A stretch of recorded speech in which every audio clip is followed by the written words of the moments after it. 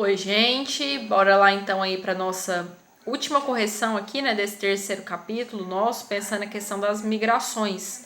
Tranquilo? Ficou para vocês fazerem página 25, 26, 27, 28. Então bora começar com a número 8.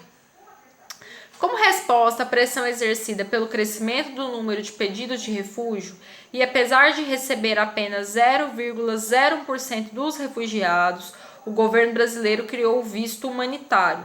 Leia os dois textos a seguir que tratam desse mesmo tema, porém sob diferentes perspectivas. Bora ler então. Texto 1. O Brasil tem um histórico de acolhida a imigrantes e refugiados. Internacionalmente, o país vinha sendo elogiado por ações avançadas na área migratória, incluindo a recepção de cerca de 45 mil haitianos, após o terremoto que devastou a nação caribenha e a concessão de vistos humanitários a refugiados afetados pelo conflito na Síria. Contudo, as frágeis políticas para lidar com a chegada de um número crescente de venezuelanos ao Brasil têm colocado em xeque essa postura tradicionalmente acolhedora. A insuficiência de ações coordenadas e adequadas do poder público à migração tem fomentado a baixa aceitação da sociedade local com relação aos recém-chegados, contribuindo para atos de violência e xenofobia. Embora tardia, a criação de um Comitê Federal de Assistência Emergencial é bem-vinda. Para que a sua atuação seja bem-sucedida, é preciso que seus esforços se afastem de uma visão secundária que reduz o migrante a uma ameaça a ser combatida e se concentrem na proteção da dignidade humana e na acolhida humanitária, conforme prevê a nova Lei de Migração em vigor desde novembro de 2017. Bora ir para o segundo texto. Brasília, 22/11/2017. A nova Lei de Migração entrou em vigor nesta terça, 21/11, com uma série de mudanças que devem melhorar a situação de nacionais de outros países que vêm para o Brasil. A legislação atual entende a migração como um fenômeno da humanidade e simplifica diversos procedimentos administrativos para o imigrante. A atual legislação traz um grande avanço, que é a criação do visto humanitário. Esse tipo de visto irá atender demandas específicas, como os dos apátridas e daqueles que chegam ao Brasil em razão, por exemplo, de situação de desastres ambientais, conflitos armados e violação dos direitos humanos. Por outro lado, outro ponto importante é o reconhecimento da condição de apátrida, pessoa que não seja considerada nacional por nenhum estado. O processo de reconhecimento será iniciado por solicitação do interessado ao Ministério da Justiça e Segurança Pública ou à Polícia Federal. Durante a tramitação do processo, o solicitante tem direito a todas as garantias e mecanismos protetivos e de facilitação da inclusão social, como documento de identidade, acesso à educação e a serviços de saúde. Tranquilo? Então, esse segundo texto aqui ele é do Ministério da Justiça, né? Um texto extremamente mais formal. Já o primeiro texto ele é um caráter aí mais jornalístico, né?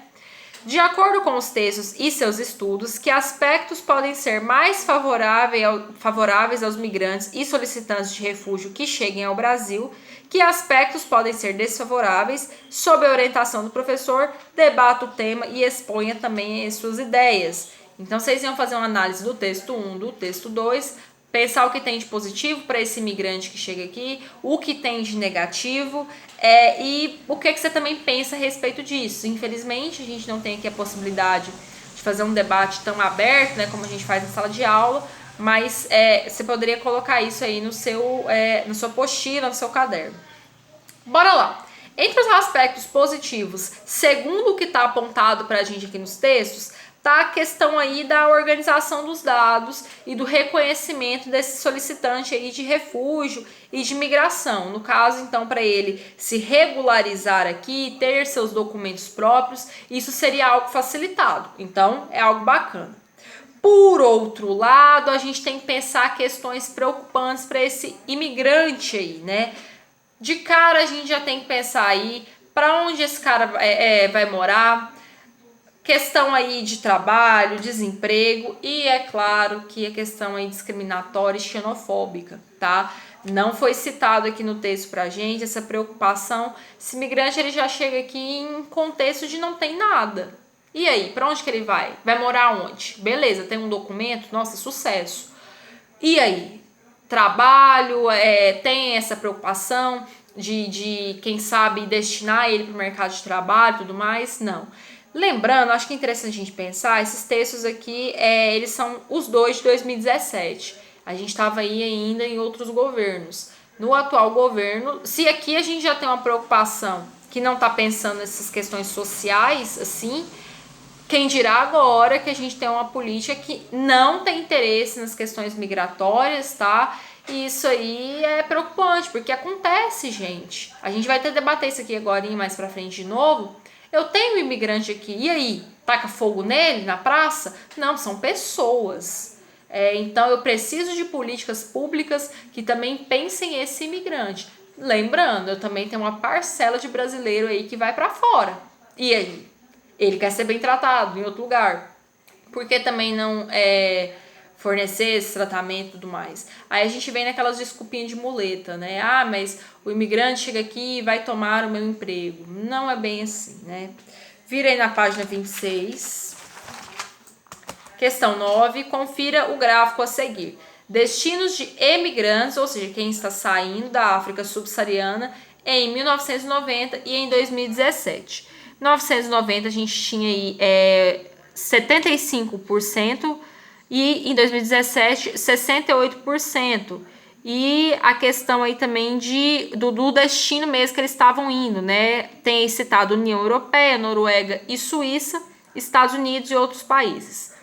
Tá, letra A. De acordo com o gráfico, para onde se desloca a maioria da população migrante da África subsaariana?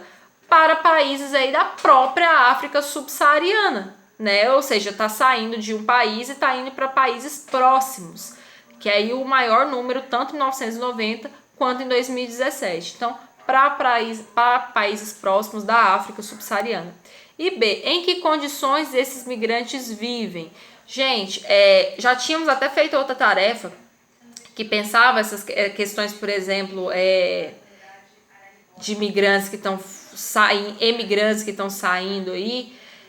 Quando eu paro para pensar aqui, por exemplo, esse contexto da África, eles vão estar em situações bem precárias, eles vão acabar por estar em regiões próximas, espalhados em campos de refugiados, tá? A gente já havia feito outra tarefinha que pensava essas questões de campos de refugiados e tudo mais. 10. Confira o mapa a seguir referente ao percentual de população urbana nos diferentes países e regiões da África. Então aí, quanto mais escura a cor, mais urbanizada ela seria. E aí a gente tem os pontinhos verdes, que era de acordo aí com a questão da população aí, tá? Quais são as faixas de porcentagem de população urbana em que se enquadra a maior parte dos países africanos? Gente, a cor aí que mais se destaca, e a gente vai pensar que é essa aí, entre 20% e 60%, tá? Vão ser as cores aí que mais se destacam, tá? Então, a porcentagem entre 20% e 60%. A próxima, B. Tais proporções revelam que o processo de urbanização na África é pouco significativo. Justifique com algum dado numérico. Ainda que a maior parte da população aqui da África ela ainda esteja em um caráter urbano, esses números, segundo dados aí, eles já estão melhorando. A gente tem aí, se comparado, por exemplo, com a década de 90 e tudo mais, um maior número aí na questão da urbanização. No caso, segundo os dados, entre 1995 e 2015, a taxa anual de crescimento da população urbana na África foi de 3,5%, que é considerado uma taxa elevada. Isso segundo dados, tá? Então aí a gente apontaria isso. Ou seja, por mais que ainda é predominante a população rural, ela está diminuindo no decorrer dos anos. Tranquilo? C. O rápido crescimento da população urbana na África nas últimas décadas e sua concentração em torno de metrópoles já se revelam na presença de cidades com mais de 5 milhões de habitantes. Quais são as causas do processo de urbanização africana?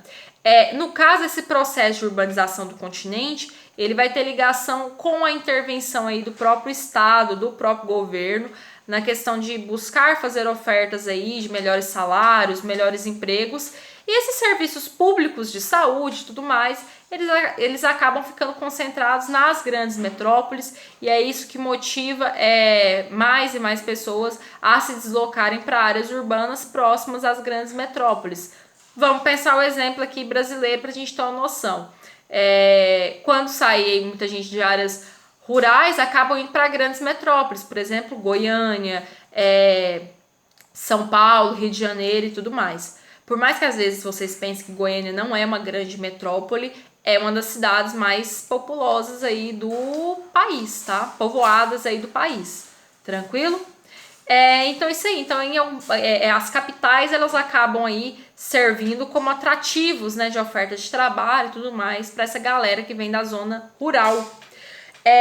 Número 11, observe a imagem a seguir. Tinha uma foto e aí uma parte de uma metrópole africana se destaca em primeiro plano na imagem, enquanto ao fundo está uma das mais célebres obras arquitetônicas da humanidade, as pirâmides de Gizé, que datam de cerca de 4,5 mil anos aí, atrás.